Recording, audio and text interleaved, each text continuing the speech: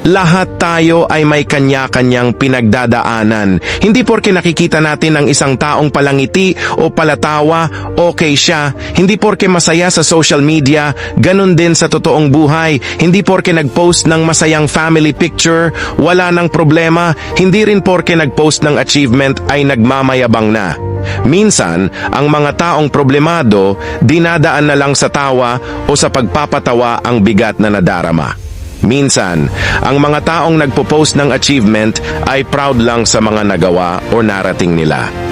Minsan, ang mga pala-post sa social media, wala lang masabihan ng mga dinadala nila.